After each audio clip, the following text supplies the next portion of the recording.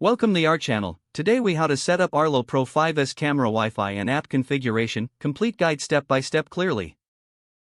Begin by unpacking your Arlo Pro 5S camera and its accessories from the box. Ensure you have the required items, including the camera, power adapter, mounting hardware, and quick start guide. Plug the camera into a power source using the provided adapter. Wait for the camera to power on, which may take a few moments. Download the Arlo app from the App Store or Google Play Store on your smartphone. Open the Arlo app once it has been installed. If you don't have an Arlo account, select Sign up to create one. If you already have an account, log in using your credentials. Once logged in, tap the Add Device button within the app. Select Camera from the list of available devices. Choose Arlo Pro 5S from the model options. Follow the on-screen instructions to prepare the camera for setup. Press the sync button on the top of the camera until the LED indicator blinks amber. The app will prompt you to connect the camera to Wi-Fi.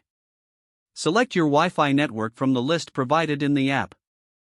Enter your Wi-Fi password when prompted, ensuring it is entered correctly. Once the app confirms a successful connection, the camera will blink blue. Position your camera in the desired location for optimal coverage. If necessary, use the included mounting hardware to secure the camera. Return to the app and follow any final setup prompts. Customize your camera settings according to your preferences in the app. Review the notification preferences to ensure you receive alerts as needed. Test the camera by triggering motion detection and checking the live feed.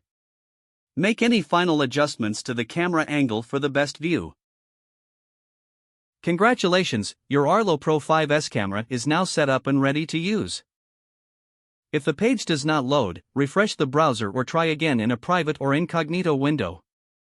Make sure you are using the correct email address, then retype it carefully to avoid small typos. If your password is not accepted, use the reset option and create a new strong password you can remember.